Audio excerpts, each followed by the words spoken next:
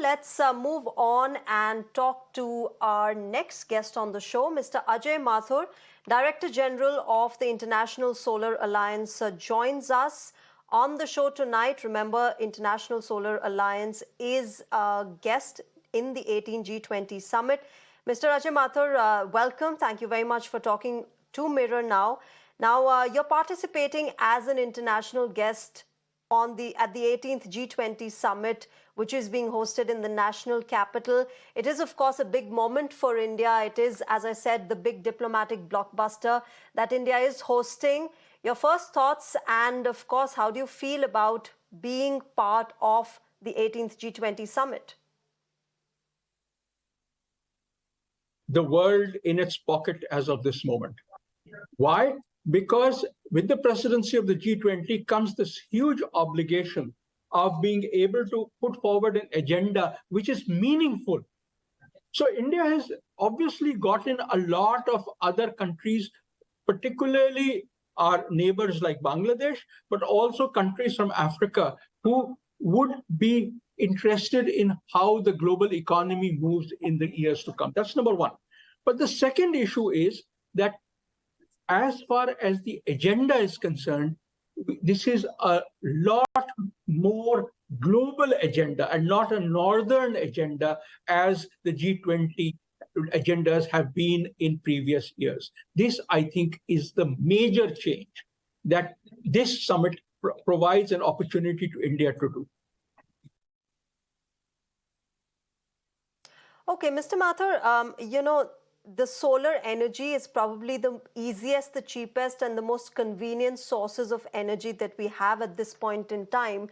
And of course, considering the fact that we're also living in a time where climate change effect is being seen across the world.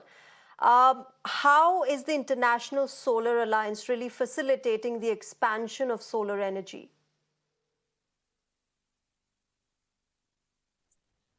So as far as we are concerned, our goal is to make solar energy as the most convenient source of energy for you and I. How do we do this? We need to convince political leaders, provide them with tools of advocacy, whether it is what is happening in the solar world, whether it is what is it that you can do to make your policies more solar friendly, how is the reduction in oil and energy imports going to impact you, all those kinds of things.